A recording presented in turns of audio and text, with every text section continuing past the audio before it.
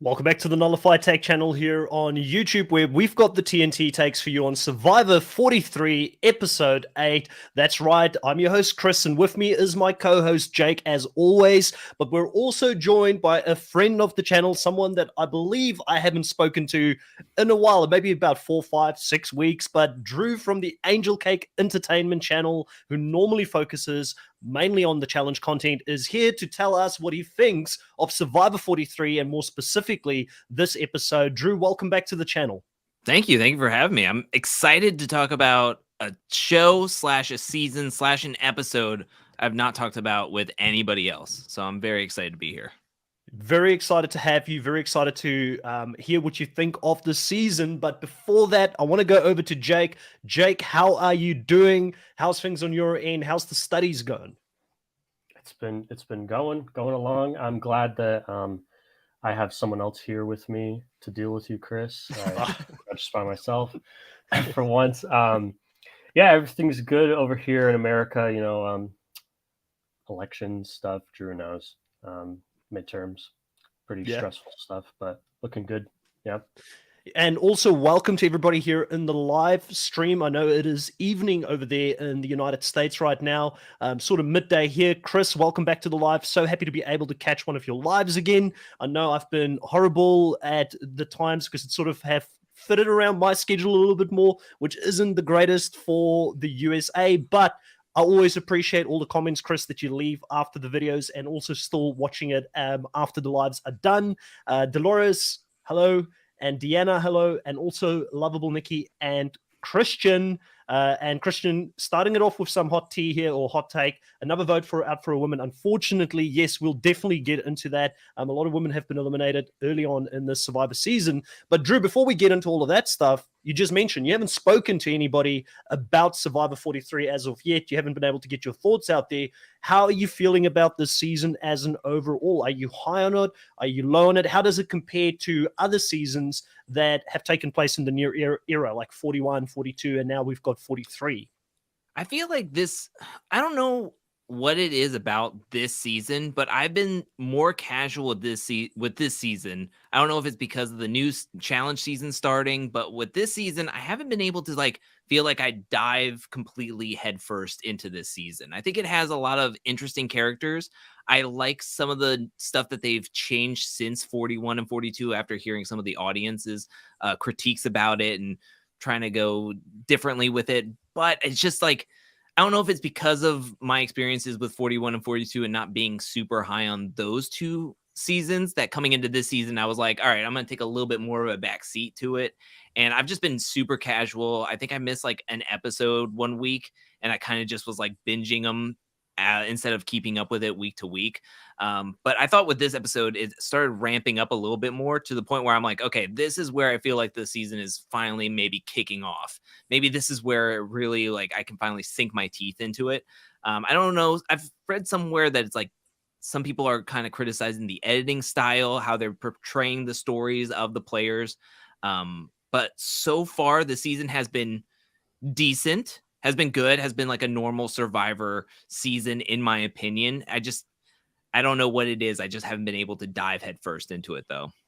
Yeah, Chris, I think, is one of those people. She says here in the comments, they seem to be favoring surprising the audience over cohesive narrative structure. This season feels a bit weird because of that. Myself and Jake have been really high on this season. And I don't know what it is about this season that just maybe it is I'm growing softer on what Jeff is trying to do, which is changing the fundamental structure of the game and how it is. Maybe it's the fact that the cast have been likable, and I feel like there's a lot of people I could root for. But Jake, ultimately, even after this season, I feel like, or this episode, I should say, even after this episode, I feel like we leave with more questions than answers in regards to who the hell is going to win this bloody show. Yeah, I mean, I don't necessarily disagree or agree with Chris about it being like super incohesive. Like, I think it's been fairly easy to follow. But in terms of like who's going to run away with this, like what is who has the winner's edit, I guess. I have no idea. After this episode or during this episode, there was one guy I was looking at. I was like, "Ooh, this guy! This is his episode. This is his coming out episode. Like, he's gonna, shoot off, way into the final tribal council, easily win this. No, into the crapshoot at the end. I have no idea what's going to happen. You're going to ask later in this podcast who I think is going to win. I have no idea. Well, you've got time to think about it as we Yeah. go through this episode and review everything that happened. But I'm picking up a few things here in the live. Dolores, welcome back to the live as well. If I didn't welcome you earlier, says, I personally did not appreciate them allowing us to think that Dwight left with the idol in his pocket. And it's weird how this is, because as fans, we all appreciate different things about Survivor. And that's what makes Survivor so great, because some people love things, some people hate things. But at the end of the day, if it makes you feel a certain way, my opinion is always that is a good thing, because it makes you want to come back. If you didn't care and you didn't get upset about something, it means you don't have any kind of feeling towards the show as a whole. But I actually quite enjoyed the fact that they bamboozled us a little bit here, Drew, because coming back into this next episode with Jesse sitting there being like, hey, no one else knows I've actually got Dwight's idol. He handed it to me just before the tribal council. To me, it was quite satisfying finding it out in this way, because they actually take us on a journey where Sammy believes it's flushed. He wanted to flush it. He's telling everybody it's flushed. Jesse plays up that it's flushed to James, which is great play, because James has got the knowledge as power, which he is aware of. I really enjoyed how they kind of put this together. I thought it made sense to me, but I understand and appreciate that some people may not have liked that. I loved it. I mean, I'll be honest, I loved it. I watched the episode prior to this one, and I was just like, oh my gosh, like, she just got hit being blindsided by the vote in the previous episode with her like best friend leaving, and she had an idol in her pocket to possibly save her best friend. Then Dwight's leaving after I was like, oh man, this girl is cooked. And then watching this episode and seeing Jesse pull it out of his pocket and have that reveal. Jesse has been a person that I've kept my eye on for quite a while. Like I said, I was kind of a casual fan, but Jesse's always stood out to me since the very early portions of the show with his backstory and how he's been able to play this game. And I was always like, I'm going to keep my eye on that guy. And just having that reveal, and I was just like, my mind was blown. It was incredible. To me, it was one of the better moments in the past recent seasons that I was like, wow, that took me by surprise. Yeah, Jake, what was your thoughts on seeing it all play out? Because I'm sure you would have had a bit of a take on it as well. I thought it was beautiful storytelling, and agree with Drew, obviously. Yeah, no, I completely agree with you guys. This is one of the times in the past few seasons where like my jaw actually dropped. Like I had no expectation, no idea that was going to happen. And just like seeing, and then them just showing the flashback of him giving it to him. Oh, it's so great. And just knowing no one has any idea. Everyone thinks that it's flushed. It's great. And having the presence of mind, because the big problem I find this season for me, Drew, is once again, I don't know if the quality, like I enjoy the players. Like I think the players are fun, they're charismatic, they do crazy moves. I mean, myself and Jake believe that Gabler should be returning every season because he brings a certain madness to the show that I absolutely love. But I don't know what is happening with the caliber of the players out there, Drew, because they keep telling everybody about their advantages instead of staying quiet. So how massive is this for Jesse to stay quiet on this one? And I don't believe he's even told Cody about it at this stage. This would be huge. This is something you don't tell anybody, even your best friend on the island, because like you were saying, so many people just like have loose lips. And even when after like Janine confides in Sammy, I mean, that news travels everywhere in the matter of a minute. Everybody is joking around like 6 feet away from each other, joking around that her idol is gone and Dwight took it with him. Like, it's incredible how, like, it doesn't matter. Like, normally I feel like in past Survivor seasons, this news would just be passed around like to a collective few. They would laugh about it and then they would go off and try to pull something over somebody else. But this season, it just seems like everybody just knows everything, which is crazy to me. Crazy. Yeah. I want to bring up.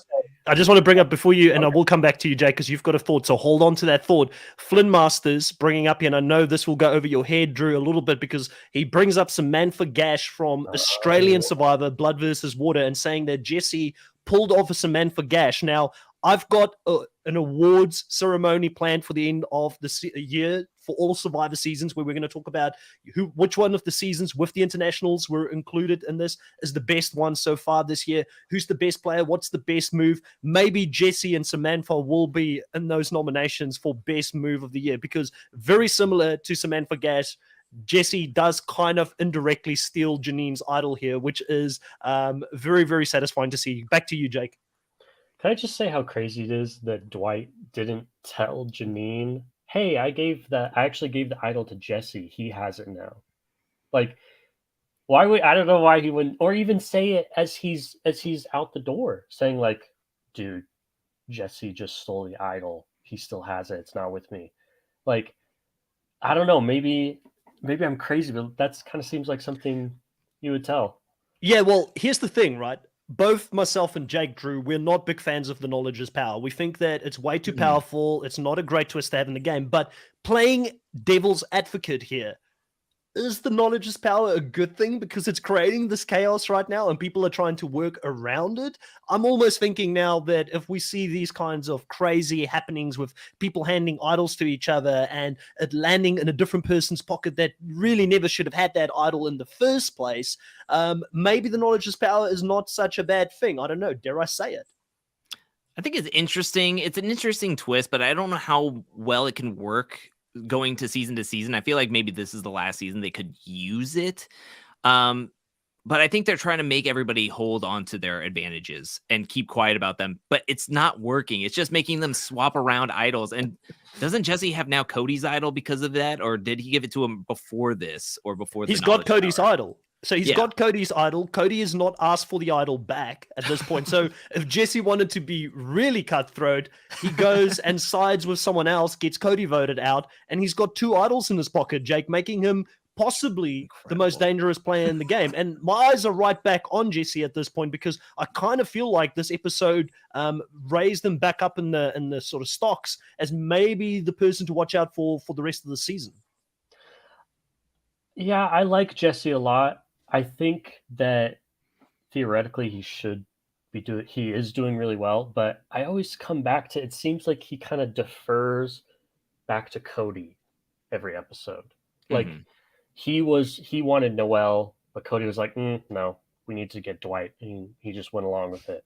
And then this episode, it kind of seemed like Cody was the one calling the shots of like, it needs to be Janine. We can't go Ryan. It needs to be Janine. And then it's like, once Cody said it, boom, everything changed and it shifted towards Janine. Whereas Jesse kind of stayed in the background, which is smart, but also he's going to need, that's extra work he needs to do down the line to show like, hey, like I was actually like better than Cody. Like I wasn't just like hiding behind him, you know? Yeah, Marcus here brings up a valid point. Knowledge is power works better when other players are aware of it and they can play around it. And luckily for us, James has got loose lips and he tells everybody what he's got. Like we spoke about that in the previous recap. He found the advantage. No one knew what the advantage was going to be. He could have said, I get a stealer vote. I get an extra vote. He could have made it something that wasn't as powerful as the knowledge is power, but he went and told everybody what he had, which gives players the ability to work around James in the game. So because of that, I don't know if he's really the mastermind that he sees himself to be at this stage in the game. But a really big move, Drew, was made by Sammy in the previous game. A lot of people weren't aware of this. Sammy ended up voting on the right side of the vote. And it looks like he's got a great relationship with both Jesse and Cody, who are the two people who spoke to him in the beginning of this episode about the fact that he swapped. So I've got a feeling potentially those two people let him in on it. He had to do a lot of damage control here in the early stages of this episode. And a big part of this episode is going to be about him trying to get the bottom dwellers together to bring up, I guess, a counter faction to take down the powers that be. Where does this leave Sammy at this point with those people that he's betrayed? Do you think he did a good job in trying to gain their trust and go back to them after this, as good a job as he probably could have, in this situation? I mean, I feel like he did good enough in a sense that they have no other real options. I mean, the only thing they can do is listen to somebody who is willing to work with them, because they are totally at the bottom. They're left out of the votes. They're just looking for a crumb, a hole that they can find some breathing air with. And I think he does a good enough job, but by the time we get to the end of this episode, I don't know where it leaves him. I don't know where this leaves us moving forward when he's trying to make moves, yet he's chipping away at possible numbers that he can use to start shaking up the game in a way that could help set him up further down the line. So, yeah, I don't know. Yeah. The Hangout Room, welcome to the live. Thank you for the 35 South African rands that you've given us. You say, I wish I was part of this panel as we talk about women having no chance this season. I wish Sammy would have made Ryan move this week, would have made the Ryan move. I think Sammy is not to blame here. Sammy definitely wanted to make the Ryan move, right? It was Cody who seemed really fixated from what I saw on Janine and saw Janine as this big threat. What is your take on the fact that we've seen so many women go at this stage? Because myself and Jake have spoken to it a little bit in previous recaps, but what do you think about this, Drew? I don't know if it's like subconscious play or whatever it is. It just feels like they're just, I think it is unfair. And to me, as a viewer, I wish they would have made a bigger move instead of going after Janine, because Janine has seemed to be the punching bag the last 3 episodes, to the point where it's almost like kicking somebody while they're down in a way that is almost even worse because of this episode with Sammy like dangling like hope and help right in front of her face, to the point where it's like at the very end when Jeff is reading the votes, and then all of a sudden it's just like, yoink, nope, you can leave, you can walk out of here, like no more for you. It was just so frustrating, and I really felt the plea and almost the helplessness in a way with Cassidy and Carla when they're trying to make their point across to them, saying, look, we don't want to see another woman leave. Can we just make this move? They were even like trying to like have a compromise here of like, we can do Ryan this week and then Janine next week, which I was like, yeah, that makes complete sense. But it just seems like the guys of this season seem, one, puffed up in the chest a lot, that their heads are growing every single week, that they feel like they have the majority. The 7 feel really strong, mainly Cody and James. And it feels like in the preview to next week, James feels like he's the one that he feels the most confident. He feels he has the knowledge is power. He feels like he's the most powerful. He has the most sway. He feels, to the point where I feel something is coming towards him in the horizon just by how the editing is in the preview. And I'm not going to lie, I'm kind of looking forward to it, because I feel like some of these players who feel like they're so on top needs to get some of their comeuppance here very, very soon. But it feels helpless in a way that it's frustrating to watch, and you want to see these cunning moves, but so many players are just like stonewalling members of their quote unquote own alliance. I don't even know if it's a real alliance. It just seems like everybody's just voting together and waiting to make a move later on. Yeah. Jake, Cassidy, obviously, where do we go from here? It's all good points there, Drew. I agree with you on all of it. And where do we go from here? I guess Cassidy, she's the person who ends up following through with what she said. She's like, I'm not a fan of Ryan. Ryan's not an ally of mine. I want to get him back. She does end up voting for Ryan. They only needed 1 vote, from my understanding, this week. They just needed Gabler and Sammy to stick tight with the underdogs, and then they potentially could have swung this thing around. It looked like communication didn't happen correctly between different parties. Where does this leave Cassidy in the game now moving forward? Because I do believe what's happened this season is that a lot of women have left the game because they played themselves out of the game to a certain degree. I do think Moira and Janine, we've said this, how much were they really to blame? Again, Cody was the one who wanted to target Janine. But those two, I would say, were unlucky. For the others, I can kind of see where the game went wrong for them and where they've made mistakes. But it's now a snowball of momentum going against women, and they're just getting voted out each week, one after the other. Is Cassidy in trouble next? Like, do we see another woman go next now that she's been the one person found out not to vote with her alliance? This is where some confusion lies in kind of the narrative that was in the last episode, and hopefully it is cleared up.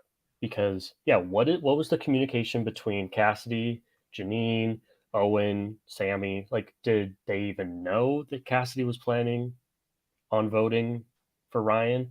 Because we saw she was the only one other than Janine, so that means Owen and Gabler and Noelle all turned on Janine and just went with the majority. So, Sam, you kind of mentioned Sammy kind of had to go along. Well, you didn't have to. They would have had the majority if the 4 on the bottom plus Cassidy and Sammy would have voted Ryan. Then boom, that's 6. So I have no idea if this was, maybe it was in case Janine had an idol. I don't know. I don't know what this vote was, and so since I don't know where the vote was, I have no idea how I could answer where Cassidy is in the game, because this could just be a rogue vote where she's like, out of like principle or something, out of, morals, like she couldn't vote for another woman. Maybe that was it. And it could, put her in some trouble next week, that she's kind of, standing against them. Yeah, we're going to have to see Cassidy pull like a rabbit out of a hat here. She's going to have to show some skills to go back to both Carla and James. I know Marcus has said here Cassidy is close with Carla and James, although she might be feeling she's on the outs. We've also seen Carla and James turn against their allies in a second when they need to. They voted out Lindsay without thinking twice. They're easily considering voting out Ryan, which is a number for them. So I do feel worried for Cassidy still. I do think that there are some troubling signs for Coco there. And I was very high, Drew, on Carla coming into the merge. I thought she played probably one of the best pre-merge games, and I was very impressed. I thought she's probably one of the smartest players we've seen in a long time play the game, because she's very low-key. She doesn't give a lot away, and she keeps a lot of information to herself. But my stocks on her is kind of going down, because I feel like, again, Carla probably should have followed through with Cassidy here and stayed women strong, because Janine could have been a valuable ally for her in this battle against the alpha males that are still left in the game. So where do you think Carla sits at this stage? Do you think it's too early to write her off as a potential winner? Or do you think that that window of opportunity for her to make her moves is starting to close on her very quickly? I wouldn't. I don't know where every jury member's heads lie, or what they're gonna like put over something else game wise. So I never want to count anybody out, because anybody could make a really big move that's really flashy, and then have a really good jury management or really good jury speech to really get everybody to vote for them. So I would never want to count anybody out. But at certain points during this episode, I was like, people want to make moves. Like, you can tell, like, everybody's chomping at the bits. They're counting everybody. They're going 1, 2, 3, 4. Okay, there's 11. I mean, we're getting close. So it feels like everybody wants to make a move. They just don't know when. And they're just like sitting there waiting. They're kind of like, I would love to make a move, but I don't want to really spoil my spot in the game. But there's a point where you have to make it. And I think for a good amount of these people, their moment is closing. And so, like with Sammy trying to get everybody going, it's like, okay, you could be right in the middle, dude, and you could just really ride this thing going back and forth, back and forth. What he did in the beginning with the bottom dwellers, he could go right back to the 7 and be like, hey, I know what happened. I know it looks weird, but we got to stick together now. I mean, this is how I felt. Like, he could talk himself into a really good position. But there's so many people here that really want to win. They can see it on the horizon. And then there's some people that just want to survive for the next day or the next. But the people who really feel like they're in a good spot need to put themselves in an uncomfortable position at some point, so that they could have that risk either pay off or bite them in the butt. Because at some point, if you don't make it and you lose your opportunity, it's going to bite you in the butt anyways. So I just feel like it's getting to that point where, come on, let's pick it up. Let's make a move here. It's interesting you mentioned that, talking about Carla, because at Tribal Council, Carla was the one who didn't agree with Gabler that they needed to steady the ship and just ride it out. She was the one that said yes, but then how does the jury at the end know that you were a player and you made big moves? And then she ends up not making the move. So I do blame and no hatred towards Carla, because I know some people online have been very angry at Carla for not going with Cassidy. That's not what I'm trying to say, but she may have just not made the move here that could have been $1 million move for her to actually take control of this game, because I don't feel like she is 100% in the driver's seat, but she does have great relationships with James. She's got a great relationship with Jesse that is starting to evolve as well. So maybe that is something that can still keep her in the game for a while. I do want to go back to a few comments here. The Hangout Room with another 35 Rand. Thank you so much for that. I really appreciate it, Zoe. At what point are they going to start getting rid of people with advantages? I'm waiting for Survivor to start as I'm getting bored with the edit. I think that is exactly the frustration that Drew just mentioned in his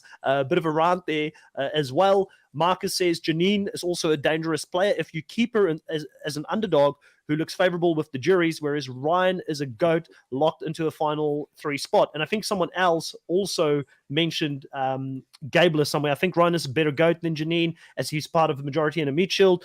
Just don't get why Janine was targeted over Gabler. Now, I think Gabler, to me, is still a GOAT in a lot of ways as well. Like, I just don't think Gabler has got the strategic chops to win this game, and I don't think he's as likable. When you look at the previous immunity challenge where he went on his rounds, you could see people rolling their eyes, you could see them being annoyed with him. So I don't think Gabler is winning it. So why would you want to make it more difficult for you to win the game? It's just sad that Janine could have had a really good underdog story and we all were getting behind her, and then she ends up getting her wings clipped short here. Also here in the live, we've got Deanna Bean saying, welcome to the live. I think Sammy was an hour or two too early, which gave Coco and Cody more time to think and go back to Janine. That's a really good comment, Jake, because Tony Vlachos showed us how to do it if you want to do it the right way just before going to Tribal Council. Do you think that Sammy tried to do it that way as well, and maybe just he was that 1 centimeter, like Cody said, off from being able to make the move? Yeah, I mean, we saw Janine's talk with Owen right before, and Owen was like, I have no idea where this is going. So it seemed like, even towards the end, it was flipping back and forth. If Sammy would have just waited, who knows how long, then maybe Tribal would have happened when they were flipped on the other side, and things would have gone the other way. Gotta listen to Tony, man. Gotta follow his rules of how to play. Yeah. Also, Marcus is saying, could the shot in the dark be playing a part in case Janine played her SITD? I'm not sure what it is, and works, which leaves shot in the dark, and works, which leaves Ryan goes home in case Janine still had her idol. Could the shot in the dark be playing a part in case? Yeah, I guess so. The shot in the dark, to me, has been a massive flop at this stage, Drew. How do you feel about the shot in the dark? Because, I mean, I feel like it's a non-entity. It pretty much is. I mean, the probability of you getting it is really, really small, and I don't think it's worked out for anybody, right? So, I mean, no. I just don't think people even think of it. I think it's just like whatever. Yeah. It's basically nothing. Yeah, it's nothing. It's to me, it's strange how people see that vote being so important that I want to lose it at this stage of the game, that they're not going to go for shot in the dark, even if they do feel like they're under threat. Because, I mean, the minority group here would have known that they're in danger. Janine knew. I mean, Sammy told her that you're the person they're targeting. So she knew that she was being, potentially up there as a vote. And she still didn't play it because her vote meant more to her in this merge stage of the game. But yet, in the pre-merge state of the game, Jake, people will very easily give their vote up to get an advantage in the game. How does this make sense to me? Make sense of it for me. Yeah, I don't know why people in the pre-merge were so willing to just risk their vote when they're in tribes of 6. But, it was very crucial for Janine to keep her vote this tribal because, they were probably looking at only 6 if it was going to happen, 6 votes. If she, loses her vote to use the shot in the dark, then it's back to a 5-5, which is not going to work. So, yeah, it's funny that people are now thinking about this instead of, thinking this through in the pre-merge when that's way more important. Don't want to be voted out before the merge even starts. Yeah. Dolores here says players in the exit interview has said that they don't do the shot in the dark because they know the next week there's still a target, which makes sense. And the hangout room with yet again 35 friends. Thank you so much, Zoe. Appreciate you. The fact that Jake doesn't know how it went down shows how bad the edit is. Do we blame the players or Jeff or the edit for how boring the season is? Jake, I feel like people are very low on this season, like for some other reason, and I'm really enjoying it. Make sense of it for me. Yeah, Are you this low? No, I'm not this low. I think that it's just these past 2 votes that have been a bit boring, like a bit predictable, and I feel like people feel like that they were kind of like what Sammy did to Janine. It was dangled in front of their face and then swiped away at the last second. Ooh, is Sammy going to make this masterful big move? Where he takes out Ryan and is finally taking control of the game. And I think a lot of people are upset to see another woman go, and I think a lot of people, including myself, were really coming around to Janine. She was one of my favorites in this season, and so to see her go when she could have been like a really cool underdog story, I think that's people are a bit upset about that, but we got a lot of ways left to go. I think it's too early to be labeling this season as a snoozer. I think that it's got a lot of potential to be really good, and even at this stage, I don't think it's like that boring. Yeah, I just wanted to throw this out there that when I was rewatching this episode and thinking back to it, I was like, all you really had to do was start the episode right at the immunity challenge, see Owen winning, and then jump straight to tribal council and not show any of the talking or anything. And it's exactly how I would have thought it would work. It's like, well, Janine's gone. She was on the chopping block anyways. And it's just like, I think that's also the frustration, at least from this episode standpoint, is like you wanted something more and we could have gotten something more. And it just felt like a little lackluster and anticlimactic towards the ending with the result of just ultimately Janine leaving. So I was like, oh, okay. Well, you've got to ask yourself the question, Drew, because we saw this whole build up for Sammy getting the Rugrats or the underdogs together to go and go up against the forces of evil and, take them down, take the empire down. And it didn't go down that way. Why did we see so much of Sammy strategizing? Why do we keep seeing Sammy talk about, wanting to be respected if he does get to the end with moves and things like this? Do we think that Sammy is going to get caught because he's playing a very dangerous role in the middle? Or do you think that he potentially can still pull this thing off next week or the week after? And this is just the beginnings. It's showing where the seed was planted for this bigger alliance to be taken down. Does it maybe make sense at the end of the season that we didn't see it play out? Because there's no reason, like you said, to show Sammy do all this because Janine ended up going home in any case. How do we make sense of this edit? And maybe that's where the frustration is coming from. I think mainly what I would view this as is kind of like, what was the middle part? I can't remember the 8th movie in the Star Wars franchise.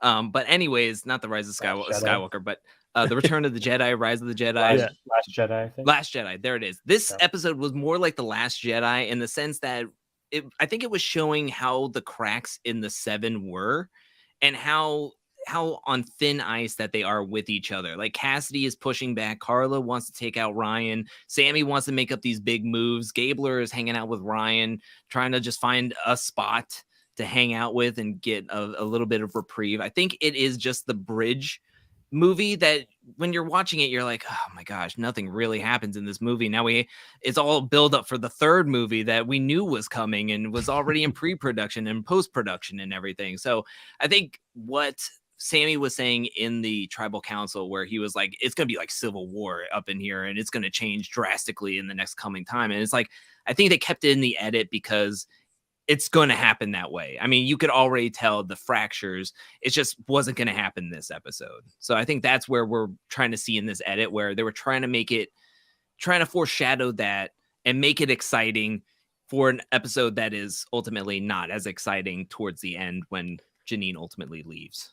It's interesting because I also just want to add, Jake, and I will come back to you, that, sure. we as fans have gotten used to streaming things and watching like a whole show play out in front of us. So we can be more forgiving. Like when you watch The Mole on Netflix, if there is an episode that just is a bit slow, because you can watch 4 of them per week, and it makes sense in hindsight that a specific episode was slow because it was sort of character building or foreshadowing of a bigger move to come in the future. And I think that Survivor still being on this old school format of us just getting one episode at a time, it can be frustrating at times when you get that 1 or 2 character building or storyline building sort of episodes where nothing really happens. But I agree with you, Drew. I think Sammy is still in it to win it, and definitely one of the 3 people I think that can still win this game, even though he had a bad episode here.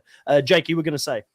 Yeah, I think that what I'm about to say is kind of reaching it, but I'll still say it. I think this could be foreshadowing that maybe Sammy this is going to become a pattern where he's going to say he's going to make a big move, kind of like Laurel in Ghost Island, where she's he's going to say, yeah, this is when I take control of the game, and then he's like bringing the troops together, and then the last second, maybe he's going to be talking a big game, but nothing actually comes of it, and maybe at the end they call him out for it. I don't know.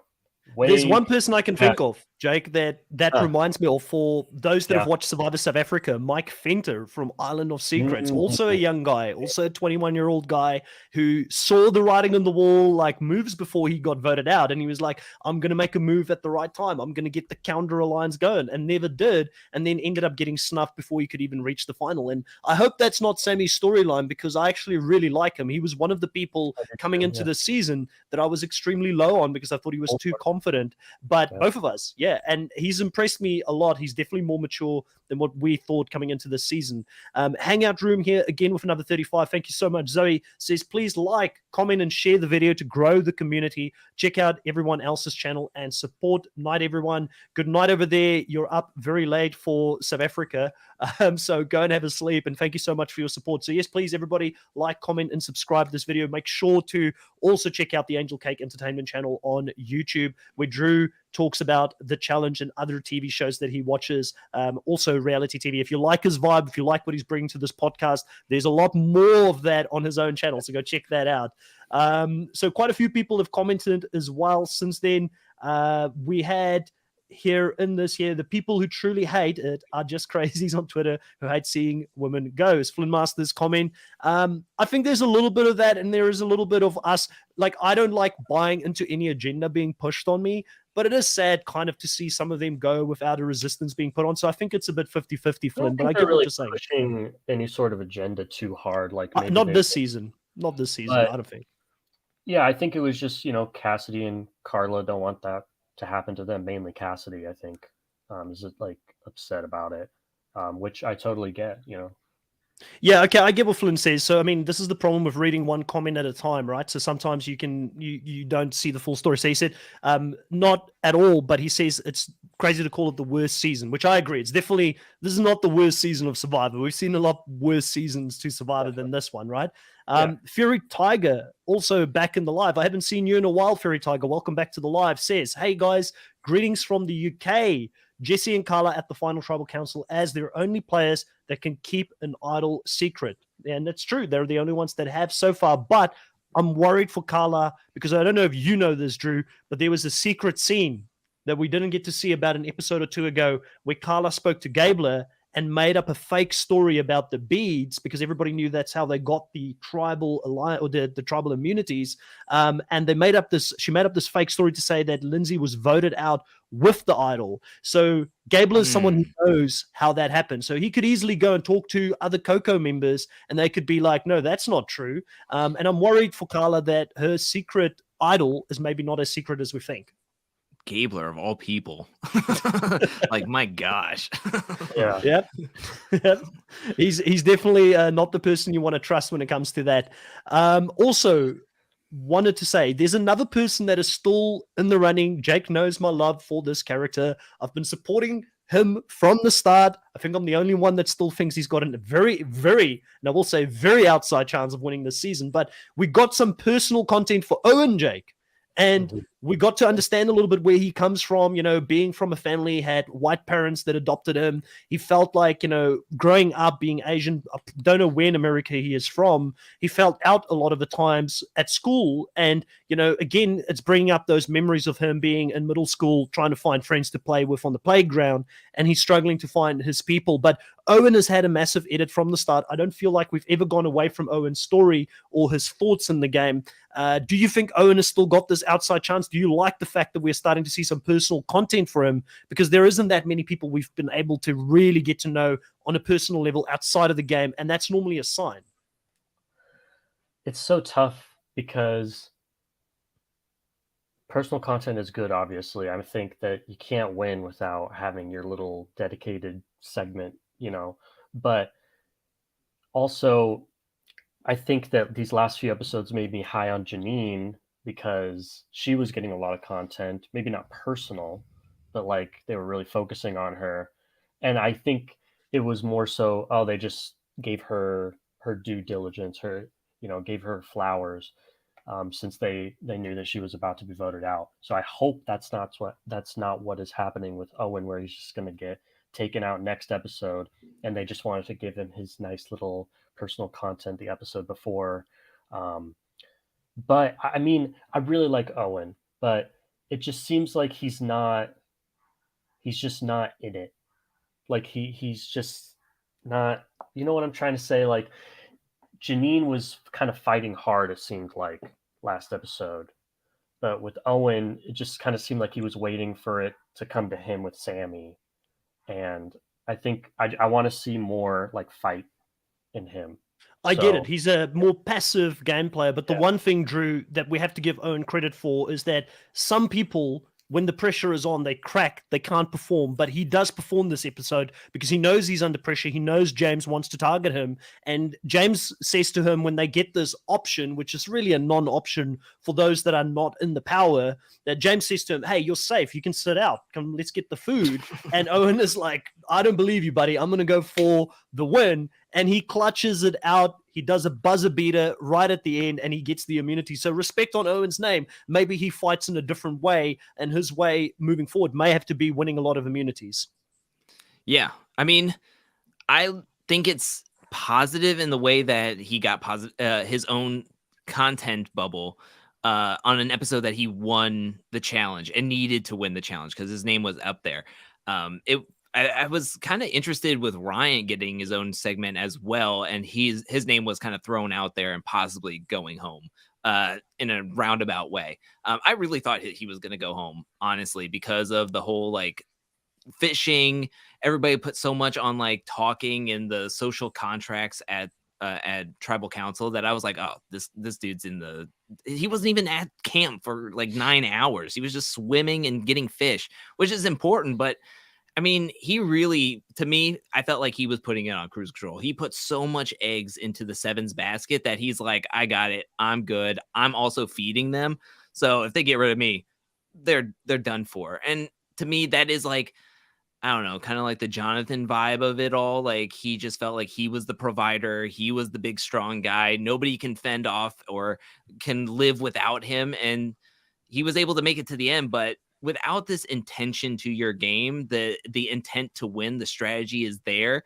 I mean, it would be easy for anybody to be like, oh, Ryan just went fishing all day. I mean, that's all he can hang his hat on. He kind of just went with whatever the majority did, and we kind of told him where he needed to go, kind of vibe. Like he didn't even know his name was thrown out there because he was swimming with the fishes. And he could be swimming with the fishes later in a different way. I think that it's funny because I think Ryan is going to take from this like, oh yeah, they were coming after me, but they saved me because I was getting all that fish. And I think he's going to take the wrong lesson from this vote, unfortunately. But shout out to Ryan catching 21 fish in one day. That is That insane. I think, Jeff always talks about records. I'm pretty sure this is a record for catching fish in a day. And we've had some decent people go out there and try and provide for their tribe and struggle before him. So I don't think it's as easy as people think it is just to go out there in the ocean and to go catch fish. So he's clearly found something that if he doesn't stay in personal training or bodybuilding, he should be out there catching fish because he's clearly got the gift for it. Good job on that. But overall, this immunity challenge was an interesting one. They had this pole with the ball on top that they had to balance. Like I said, Owen does clutch it out. He does win it at the end. The big dilemma is obviously the point where they have to decide who is going to sit out. No surprises there because the people who do end up sitting out are those that are in the majority 7. They all feel very safe. I think Sammy was probably one of the people who took the biggest risk there because he isn't really within the Vessi numbers or the Coco numbers in that 7. He is the sole backup person. But I think that is a great move for Sammy because he continues to build trust with James and the likes of the others who did this. So overall, great gameplay by them. Not surprised to see who was playing very hard here. But again, Jake, Cody just missing out twice now, second place. Does Cody become a part of the conversation as someone that is a threat, even more so than a player like Ryan, who hasn't really performed yet? He maybe is physically big, but he hasn't really shown that he can win any of these things. Yeah, I think that it's interesting, like you said, that Ryan is kind of being in this conversation, even though, it's Cody that's been, even in the pre-merge, Ryan struggled a few times, and Cody was always consistently doing really well. So it's pretty impressive that like we haven't seen them talk about that yet.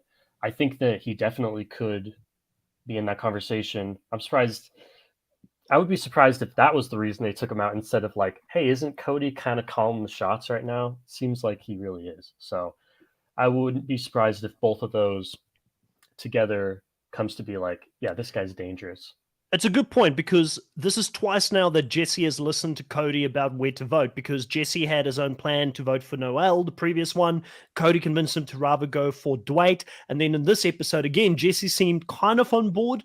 You don't know if he was really on board, but he kind of seemed on board until Cody became a part of the conversation. And he said, let's not vote out Ryan. This is a slam dunk, easy vote. Let's vote out Janine. One of the more laughable comments was when James and Cassidy and Carla were all talking there, and Cassidy is like, how can you think that Janine is more of an athletic threat than Ryan? And James is like, well, she could be. She could, have some hidden skills we don't know about. That to me was just a crazy argument. And I do think Cassidy and Carla and James, and specifically Cassidy and James, I think there's going to be a rift, and I wouldn't be surprised to see her turn against James in the future. So moving on from that, we have a lot of obviously scrambling going on here. CD Mac in the live also says, why did Survivor mislead us with Sammy's strategy? Double question mark. Plus, Noel has a stealer vote. They need 5 people to make a move. So that was never discussed. So again, it makes you wonder, why did that not come up? And there's so many advantages in the game, Jake, that we kind of lose track of what the potential outcomes could have been. Because I completely forgot that Noel had that stealer vote. Yeah. Unfortunately, though, if they would have had 5 plus the stealer vote, that would have only put them at a tie. Because then there would be 12 votes, and it would only be 6. So it'd be 6-6. They would have needed one more regardless. Doesn't the stealer vote mean you take someone else's ability to vote and make it your own, so the votes don't get added? Oh, yes. Yeah, so it would have been enough. I was thinking extra vote. So stealer vote. Yeah. So it also explains why Noel in the next on Survivor is the one saying, I feel ready to make a move, because it's probably her thinking about using her stealer vote in this next spot to see if they can make a move. And maybe this is still where Sammy, Noel, Cassidy might be coming over to that side to play and get Ryan out. Maybe finally Cassidy gets her revenge on Ryan and she gets him out of the game, because that is still a very powerful tool in the game to have. And I'm interested to see how that is going to play out. But most of the strategy and the discussion here at this point, we've spoken about already. Obviously, with the tribal council happening, I think that, the outcome of the vote in some ways to me wasn't as big of a surprise when they ended up going for Janine being voted out here. As we sort of look at Janine's game, Drew, as a whole, she was one of the unluckiest players we've ever seen in Survivor, really, with so many things going wrong. What could she have done differently, if anything, in this game? Do we have to go back to the early stages with her not trusting Gabler and looking through Gabler's bag and that rift happening there? Maybe that was playing too hard too early? It could have been. I mean, My thought process with that is that it just shows what you do, no matter where it is in the game, could come back to haunt you.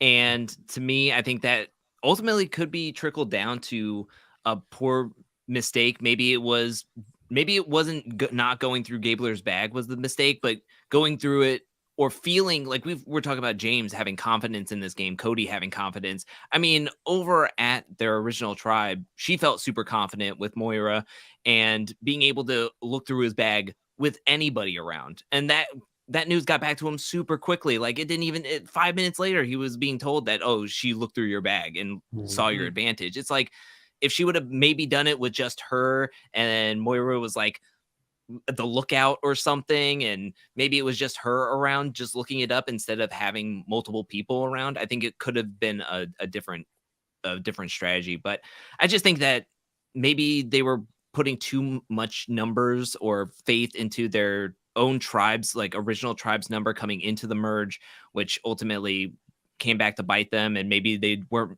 putting too much into their social game once the merge actually happened. I mean, I don't think it's any just one move that kind of it all trickles down and little tiny details makes one big picture. So I feel like there is multiple stumbling places that possibly Janine could have maybe went left instead of right that could have helped right her game, but it just never was. She was never able to gain her ground. I mean, the last 3 weeks have been rough. I mean, her closest friend, she loses her idol, thinks it's walked out, but it's still it's sitting next to her at tribal council, and then she ultimately walks. I mean, it sucks, but I think it ultimately is a conglomerate of small, tiny details that added up to her leaving ultimately in this episode.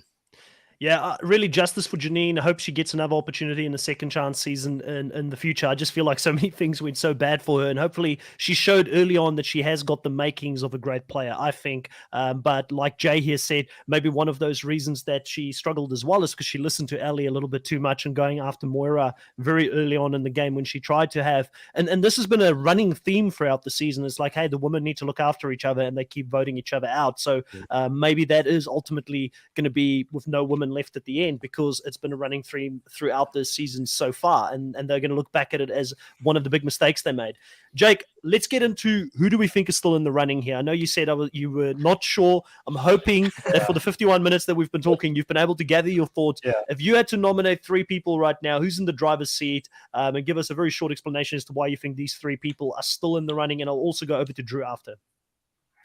So I think Cody is the big one. I'm really impressed with him being kind of the king right now. I mean, he's like calling the shots, like kind of like whatever Cody says goes at this point, which is good, but also dangerous because, I mean, it's not, to me, it's not that subtle. Seems pretty obvious that he's the one. So they could easily catch on. But for right now, he's in the driver's seat. Carla is in a good position. Still has an idol that no one knows about. Gabler still thinks it's Gabler thought it went home with Lindsay. And I think that the only real concern is that she's playing a bit too passive and that she's letting this 7 kind of get to her head. Mm-hmm. And like, because it seemed like her and Cassidy, and she talked to Sammy too. And she was like, yeah, I'm down for Ryan. So I want to see her kind of shake up the game a bit. Whereas for Cody, he needs to just keep this 7 together, because if he lets the 7 ride, he's gonna take it. A third, probably I'd say Jesse. Even though I kind of said earlier that like he's deferring too much to Cody, I still think that that's a good position to be in, because that's kind of a shield where if they're going to take somebody out from the 7, maybe it will be Cody because he's the one on top, and then Jesse is still there, and then he still has the idol that again nobody knows about. Please don't tell Cody. Don't tell anybody. Just don't. And maybe he'll just keep Cody's too. Maybe Cody will forget about it. But yeah, I think those are the 3. Definitely good picks. Yeah. Good picks. I think we might have a subtle sort of change between myself and you, which will be good. Just one comment here before we go to Drew. Deanna says, it's weird that Cody is running the decisions when there's a dominance of Coco members in that alliance, which I think shows how charismatic he is. Obviously, as a salesperson, we all know how dangerous that can be in the game. According to Cody, it seems like he's following through with that. Drew, who is your three people that you think is still in the running at this stage? Okay. So it's not going to be too different. Because I am going to say Jesse. I mentioned earlier that he stuck out to me very early on, and it just seemed like, I don't know, at every single turn, I feel like I have more faith in him making it farther and farther than I do some of the other players that I feel have a lot more downfalls than he does. So I'm going to say Jesse. I do like Carla's game in the way that she's attached to Jesse, in a way that early on they mentioned that they want to go to the final two. They see a lot of similarities with each other, that they both are playing, I think, a pretty smart under the radar game, but they're both super into strategy, and that I think they would look out for each other more so than anybody else, to where I count themselves as two numbers and I guess have three idols between them right now. So, I mean, that's pretty strong, powerful. So I would say that they're maybe just biding their time to make the right moves, which I'm hoping is very, very soon. Or, I mean, if they keep on voting off all the women, it could be close. It could be close for Carla and Cassidy if this is going to become a pattern.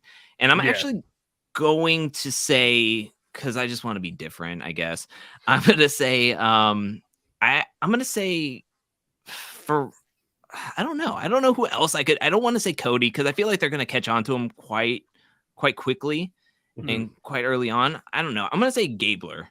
Just because they're going to view him as the GOAT. They're going to view him as... He seems to be slimy enough that he's viewed as the bottom dweller, but he was hanging out with Ryan like the whole time and kind of like talking shop with him, but also trying to fish with him. And he's able to like mask himself in a way that people are just going to let him slide by over and over and over again, be like, he's the old crazy dude who will say random stuff, and we'll just, and somehow he's going to make it to the final three. He'll win the final immunity challenge, and he'll make it. And then everybody in the jury is going to be like, how could we let that happen? Like, we could have gotten him out so many times.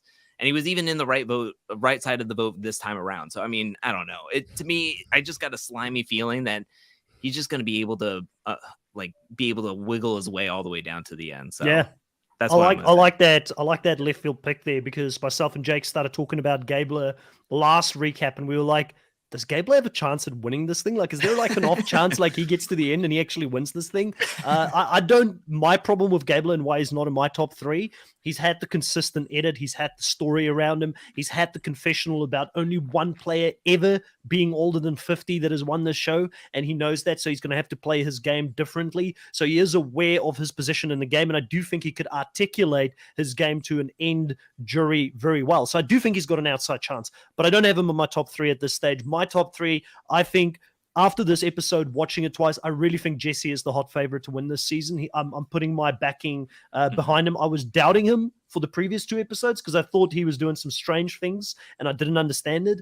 But I do think that he really knows what he's doing, and there's a lot we don't see as an audience. So Jesse is probably my number one pick. My number two pick, I'm not willing, and this is where I'm different to Jake, I'm not willing to go away from Sammy. I underestimated Sammy in the beginning of the season. I'm not going to underestimate him again. I do think if Sammy can pull this thing off, and they showed Sammy being the one trying to drive this vote for a reason, it's either good or bad. So it could blow up in my face next week or the week after that when he's seen as the person who's playing the middle ground. If he can pull it off, I think Sammy's going to have the biggest story if he gets to the end and if he breaks this alliance. And also, I think a Sammy win, I will argue, would be the most exciting win at this stage, because if Jesse and Carla just wins this game, that means the Seven is going to stay strong and they're going to run that thing to the end and they're going to win. So I am voting for excitement. I'm voting for the apple cart to be tipped over, Drew. You know I like my excitement. You know I like my messy, bombastic gameplay. So Sammy, you've got my vote as one of those three people. And then the third one is a very, very difficult one for me because I'm between Cody and Carla. I do see options for Cody. I do see options for Carla. Carla is starting to drop, in my opinion, because I feel like she's not pulling the trigger when she should, even though she knows she should. So I'm worried if she gets to the end, does she have a story? And then Cody, we just don't see enough of his strategic thinking, even though whenever he gets told in a group environment, this is what we're doing, and he overrules it, we never really get his point of view why that move was important. So that to me is a bit of a red flag. I don't think Cody's winning this. I'm going to lean towards Carla. I'm not willing to take her out of my top 3. So that's Sammy, Carla, and Jessie for me. What a great podcast to talk about this episode. We've got one more thing to just finish this off, and that is going to be our teams. Let's have a look and see how things are lining up in the team section here. We have got those teams currently. Those are the people still in our team. Obviously, Janine has been voted out in the spot. That now means that myself and Jake, once again, are going to be equal when it comes to who we still have left in this game. Also, we've got points to look at. I can say this, with the point system up until this point, Jake has been leading the season quite convincingly. Most of the time had a 50-point to 70-point advantage on me throughout the season. Wow. But I've continued to creep closer and closer. It's now a 20-point difference between myself and Jake. Jake is still ahead at 268.5 points all up. I'm in second place with 247 points. Wow. The top people in the game right now is Cody, who's in my team. He's got 55.5 points. He's got the most confessionals out of anyone so far, and he's made the merge. Just the confessionals alone has put him at the top. Second place at the moment is Jesse, his ride or die at 52 points. He's got second highest confessionals at 32 so far this season, and that has really carried him up until this point. And then in third place overall is none other than Mr. Mike Gabler at 47 points, 25 confessionals. He's won a bunch of challenges. He's won an individual immunity, and he's found an advantage, even though he didn't play it correctly. So for those that are new, that have not listened to this before, how we've been giving points this season has been confessionals is a point, team challenge wins of 3 points, individual immunity wins is 5 points. So obviously Owen got me that 5 points this week. Making the merge was 5 points. Successful advantage plays, which we are yet to see this season, even though so many people have had advantages. No one has played anything correctly, is 5 points. And finding an advantage is 3 points. Votes against you is minus 0.5. And then the ultimate one here, Jake, I think with so many bonus categories, it's going to come down to the wire because we've got equal amount of people. We've got 20-point difference between us. There is 5 different bonus points that's still up. Most confessionals for the season, most individual immunity wins, most advantages found, least votes casted against you, runner up 25 points and win it 50 points. There's a lot still to play for here this season, and this is how the point system so far has been tracking. And obviously, thanks to Drew here for coming up with the spreadsheet to begin with, and then gave me the idea to do this from the challenge content that we've done together. I've just continued with it. Jake, how are you feeling about the points and where you're sitting at the moment? Are you starting to sweat? I'm conflicted because I have a majority of my players are in the 7, the alliance of 7. But I'm not quite sure what's going to happen with those 7. I don't know if they're going to implode. It seems like some cracks are starting to form. So, but I also have 2 of my top 3 from this week as well, who are, I like Carla and I like Jessie. I probably feel more confident in Jessie. Yeah, I think the audience is agreeing with you. We've got Chris and Dolores. Chris is saying that I think Jesse's going to win, but I'm rooting for Carla Queen. Dolores is saying, well, Jake has my winner pick, Carla Baby. So it seems like you've got a lot of support here. Yeah, of course I have Gabler as well, so can't forget that. A lot of the top people. Yeah, for sure. And I've Ryan, who I think he could be a GOAT, but I don't know. Because it's not just surviving episodes, it's also getting confessionals and stuff. So Ryan might not be getting too many confessionals if he is the GOAT that we think he might be, or he might just be taken out next episode. Who knows? So I'm conflicted, but I got to be confident in my team. So yeah. Drew, let us know what's happening on the Angelcake Entertainment channel. Let people know where they can find you, what you're working on over the next couple of weeks. Challenge, and more challenge. Mondays will be a power rankings video edited down from a live that Chantel and I do every Friday night at 8 p.m. on her channel, Reality Realness, as well as a challenge short. Tuesday will be a challenge clip video, and then review and recap of the Challenge 38 episode on Thursday. And Friday is a tiny table talk about more of my opinions on that Challenge 38 episode for that week. And then I do a whole bunch of stuff on patreon.com/angelcakevids, where we're going to be watching the Challenge Australia episodes every single week. And I post up some commentary videos of old challenge seasons and doing live streams every single week. So I'm busy. I'm busy this season, and I love it. And also for those that are listening to this that also follow Drew and they're like 50-50 on should I join the Patreon? Listen, this guy works endlessly to push out content. I very rarely see people that have got this much passion for a show to go as hard as he does. And I can tell you with the Patreon chat that is on Discord, it is one of the best communities to be a part of. People are really supportive of each other. There's so much. We talk about the challenge. We talk about other reality TV shows. You share a little bit about your life. You know, it's a really cool community to be a part of. So if you're just like 50-50 on it and you can afford it, obviously, if you can afford it, go sign up and do the Patreon. I think it's a really awesome community to be a part of. I'm a part of that community myself as well. So, also, on this channel, we've got quite a lot of content happening and coming up. This coming week is the launch of the Challenge Australia. That's going to be the first global challenge season taking place. I am fortunate enough to be able to do exit press for people coming out of that show. So the exit press will be on my channel moving forward. And also, we'll be doing recaps. Sadly, not with Drew and Chantel. I would have loved to have had them. All of our schedules are really busy at the moment, so we just can't make it happen. It's not to say something won't happen in the future again. It's just at this point, this is how we're going to have to do it. So if you want Challenge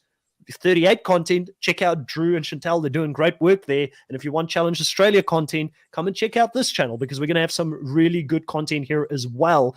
So that's happening this week. It's going to be 2 episodes per week, believe it or not. So 2 teams will be going home per week. It's going to be a lot of content. We're going to have The Amazing Race. That's going to still finish off the season 34 and Survivor 43. So a lot of content happening from now until the end of the year. Please consider subscribing. That's the best way to show your support to this channel and also Drew's channel. Hit a like. That helps with the algorithm. And jump in afterwards and leave a comment on the video just to say if you like this or not, because also comments help a lot with getting you boosted up on the YouTube algorithm. And lastly, but definitely not least, thank you so much for everybody that was in the live today and being so much a part of this conversation. I love chatting with the live audience, and it was great to do it at a time that worked for everyone this week. We will catch you guys next week. We'll be talking about episode 9.